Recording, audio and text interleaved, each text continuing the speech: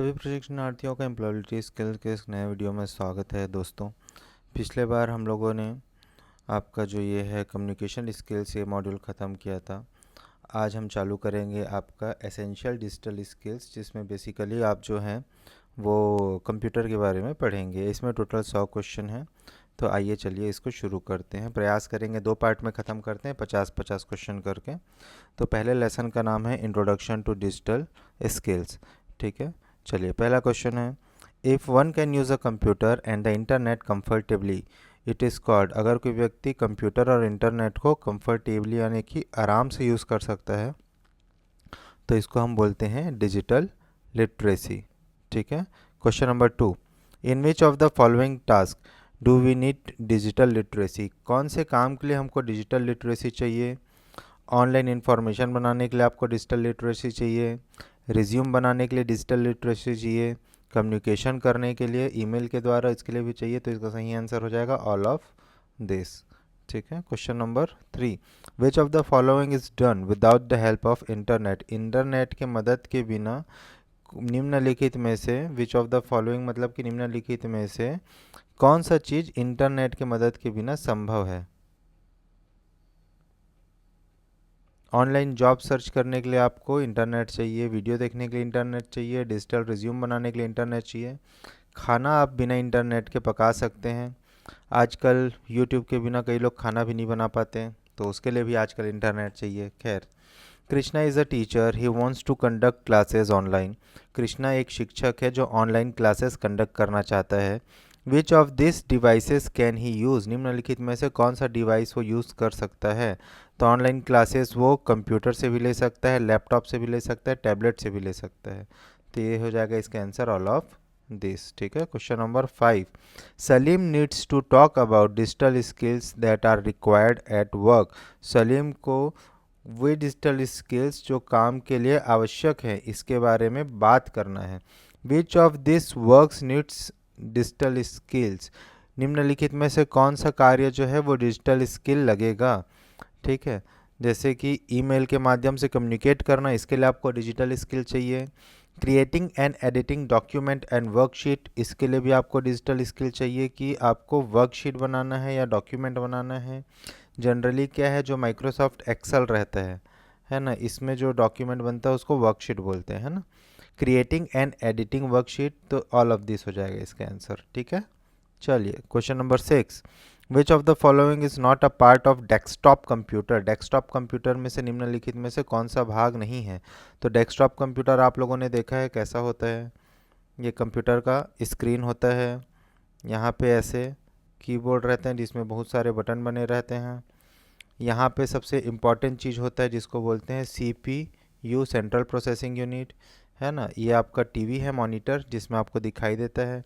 CPU जो से keyboard जुड़ा रहता है, CPU से ही आपका माउस जुड़े रहता है। ठीक है, और माउस को जब आप हिलाओगे तो स्क्रीन में पॉइंटर भी हिलता है। और कंप्यूटर भी, आपका जो मॉनिटर है वो भी किससे जुड़ा रहता है? CPU से। तो CPU क्या है? इसका ब्रेन कहलाता है कंप्यूटर का। ऑन ऑफ बटन भी कंप्यूटर का CPU में ही होता है। ठीक है, तो ये आपका बेसिक कंप्यूटर का स्ट्रक्चर है। ठीक, अगर इंटरनेट को जोड़ना रहेगा कंप्यूटर से तो कहाँ से जुड़ेगा?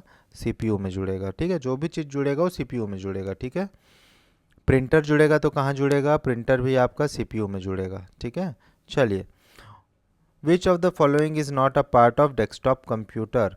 तो मॉनिटर होता है कंप्यूटर में, अभी हमने देखा। एंटीना नहीं होता, वेब कैमरा होता है और माउस होता है। ठीक है, तो एंटीना जो है वो कंप्यूटर का हिस्सा नहीं है, डेस्कटॉप कंप्यूटर का। ठीक है, कोई ऐसा सैटेलाइट कंप्यूटर है या सैटेलाइट लैपटॉप है जो बहुत दूर में काम कर रहा है, उसको सिग्नल लेने के लिए एंटीना चाहिए, तो वो उसका हिस्सा हो सकता है।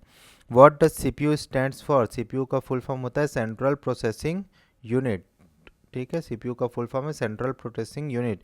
CPU को कंप्यूटर का दिमाग भी बोलते हैं। ठीक है, चलिए question number 8, what is called the brain of computer. देखिए फिर से आ गया, तो ब्रेन ऑफ कंप्यूटर किसको बोलते हैं? अभी बताया मैंने, CPU को, central processing unit. Question number 9, Safina wants to talk to her friend on a video call. Safina अपने फ्रेंड से वीडियो कॉल पे बात करना चाहती है। Which of the following is necessary for a video call on a desktop computer. Video call करने के लिए आपको क्या चाहिए भी है? सबसे इम्पोर्टेंट आपको चाहिए वेब कैमरा, बिना उसके वीडियो कॉल कैसे होगा? ठीक है। Rashmi just bought a new laptop since her computer is stopped working.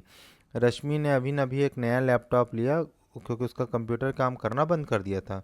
Which part of the laptop does the same function as the mouse.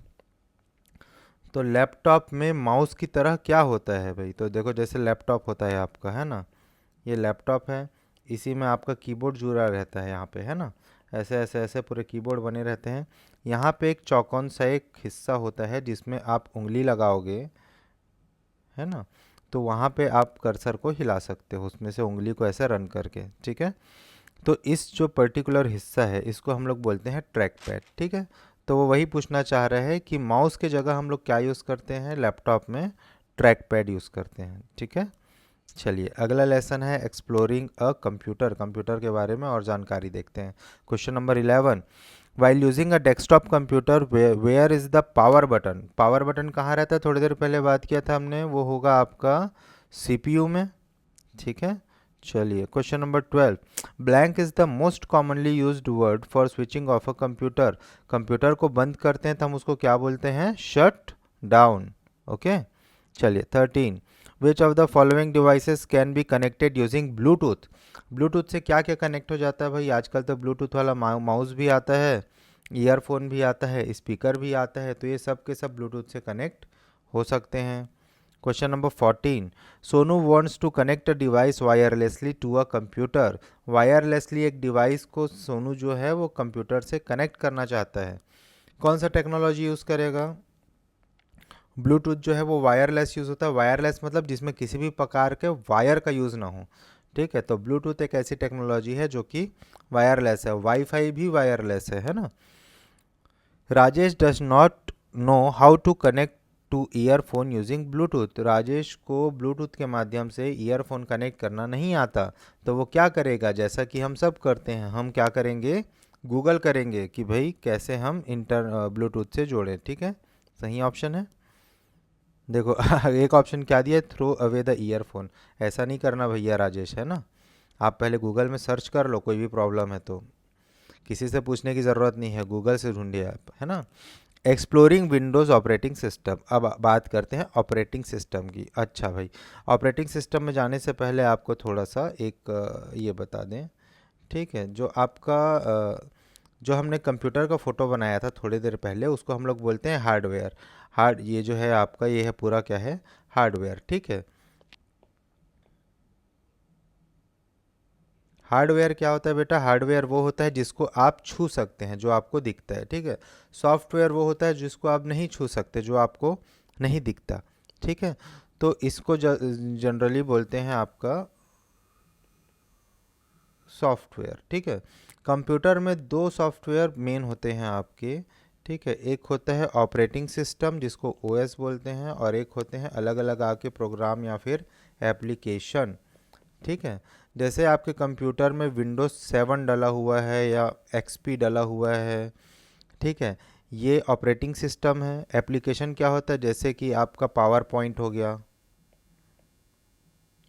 ठीक है।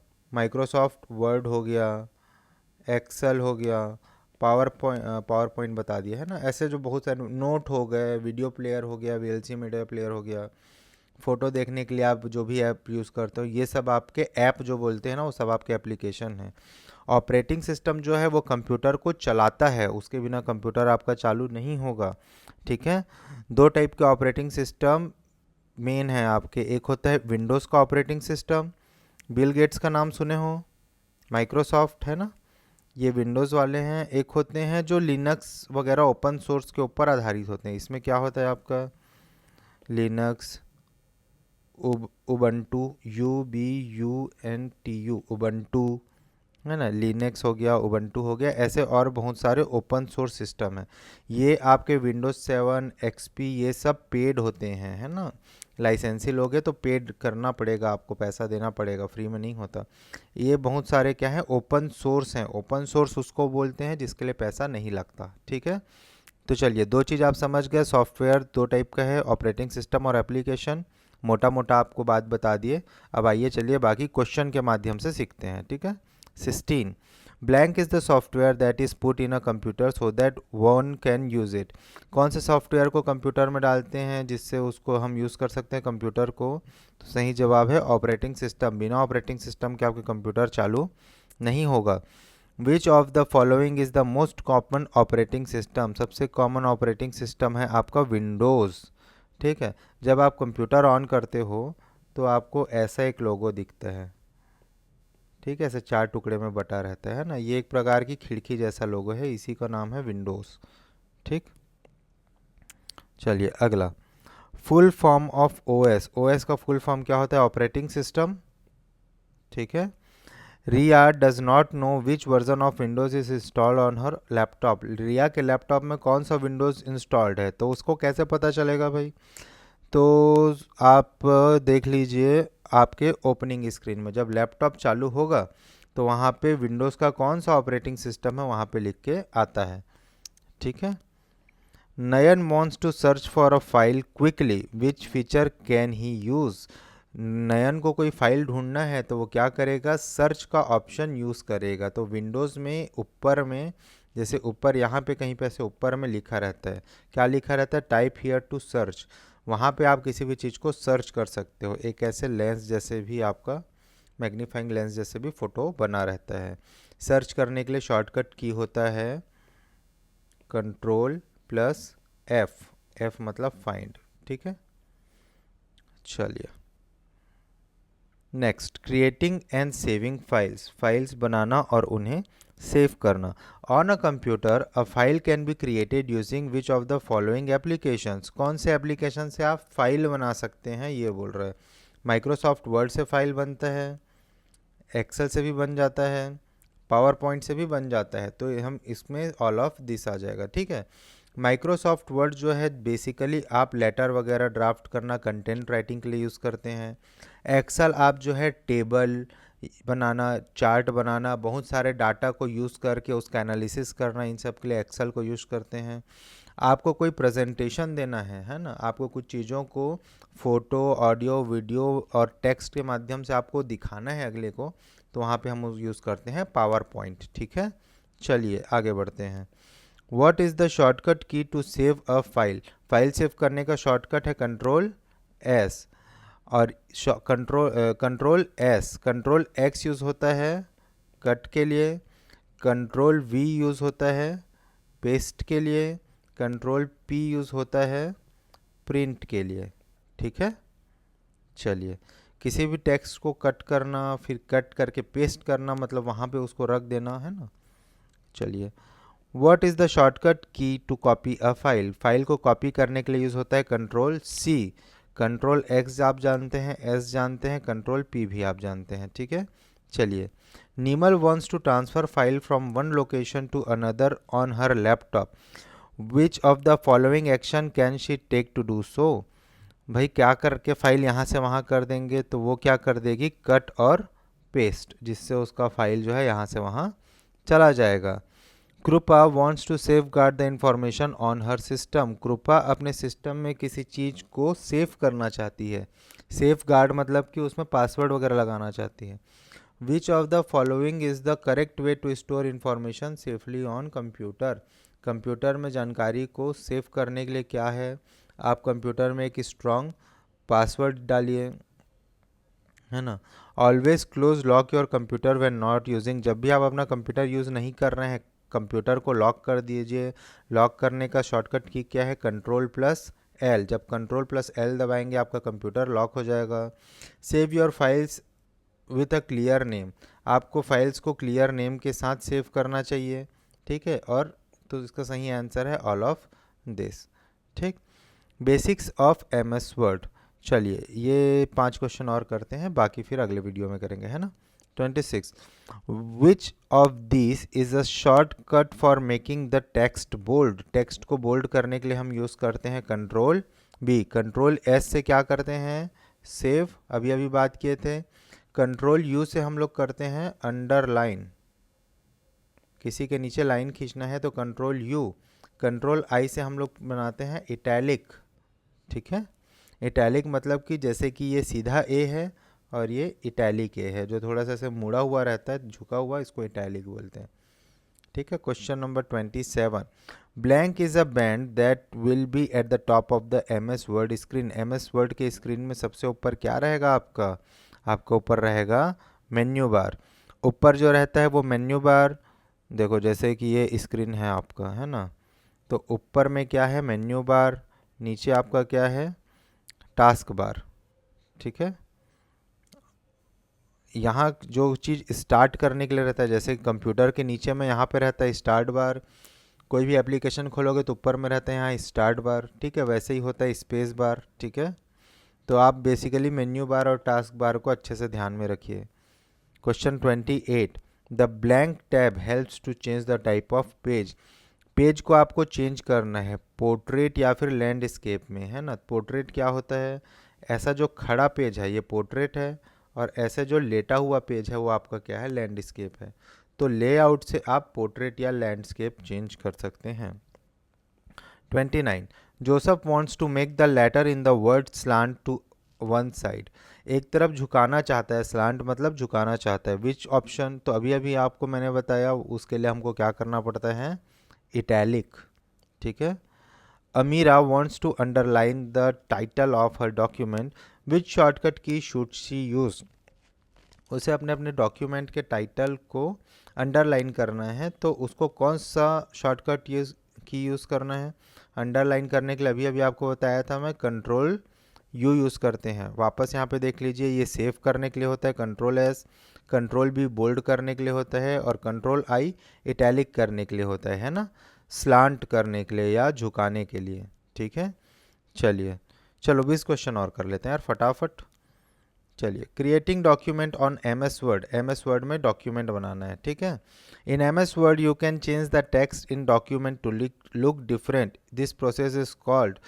अलग अलग टेक्स्ट को अलग अलग तरीके से दिखाना, इसको हम बोलते हैं फॉर्मेटिंग, ठीक है। चलिए, व्हाट इज़ द शॉर्टकट की फॉर अंडू। अंडू करने का शॉर्टकट की होता है कंट्रोल जेड। मतलब अंडू करने का मतलब ये है, अगर आपने किसी चीज़ को डू कर दिया है, कुछ कर दिया है, और आप वापस जाना चाहते हैं, तो ये क्या है, अंडू। ये है आपके अंडू का सिंपल, वापस आना है।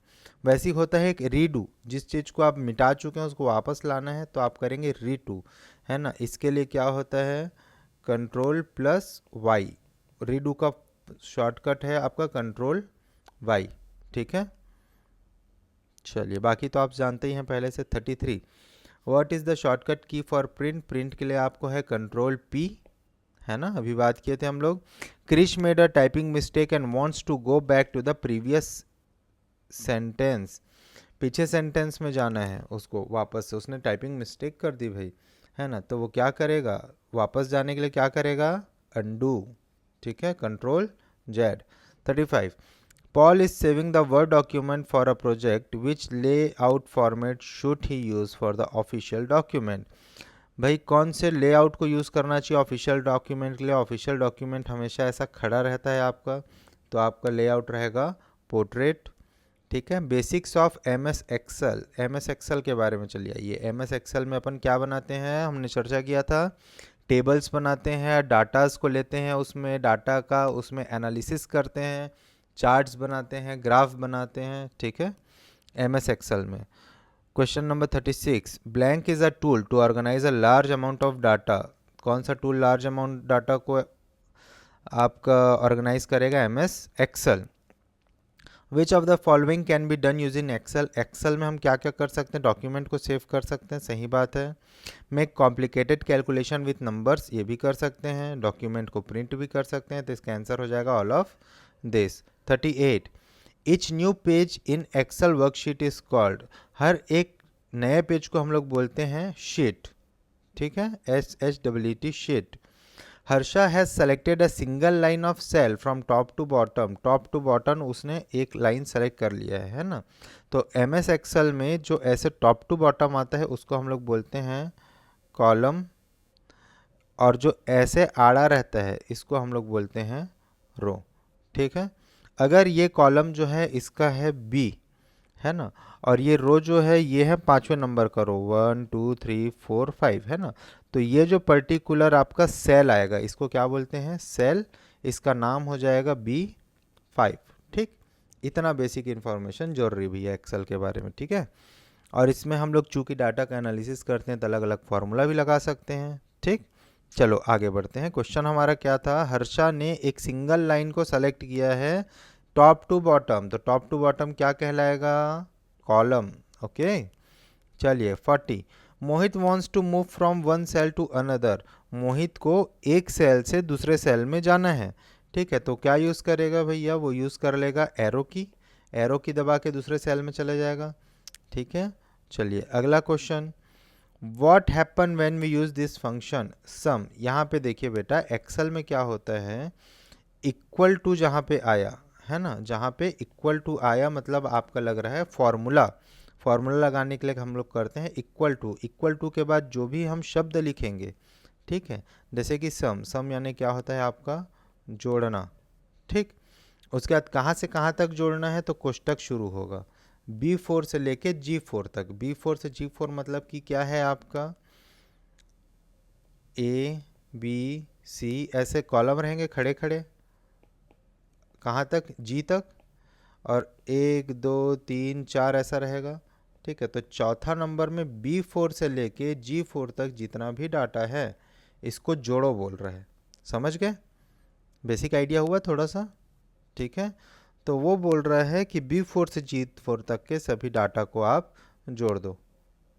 ठीक है, चलिए, what happen when we use this function, equal to आ गया मतलब कि क्या लग गया, आपका सूत्र लग गया, एवरेज करने का मतलब आप समझते ही हो, तो B4 से G4 तक के क्या करने बोल रहा है, एवरेज करने बोल रहा है, तो इसका आंसर हो जाएगा the average of number cells from B4 to G4। Which of the following is the symbol of auto sum, तो ये तो आपको याद करना पड़ेगा, ये होता है सिंबल आपका ऑटो सम का। ठीक है, Vanjana wants to save her Excel workbook, how can she do it, Vanjana अपने एक्सेल वर्कबुक को सेव कर रही है, तो भाई वो क्या करेगी, सेव करने का ऑप्शन क्या है, Ctrl+S।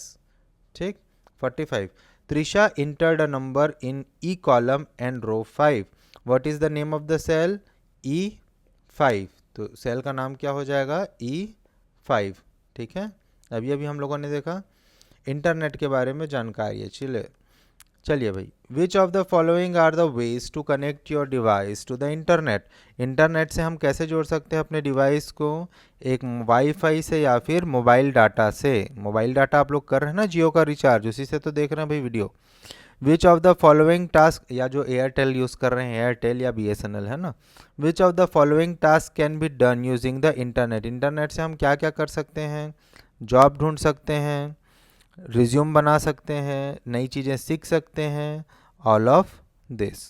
ठीक, which of the following are the top benefits of using internet, internet use करने के टॉप फायदे क्या हैं भाई, है ना, स्पीड ऑफ कम्युनिकेशन बढ़ता है, हम जल्दी से अपने विचारों का आदान प्रदान कर सकते हैं, आप अपने आप को सुरक्षित भी महसूस करेंगे और आपको बहुत सारी जानकारियाँ भी मिलेंगी, तो इसमें भी सही ऑप्शन हो जाएगा ऑल ऑफ दिस।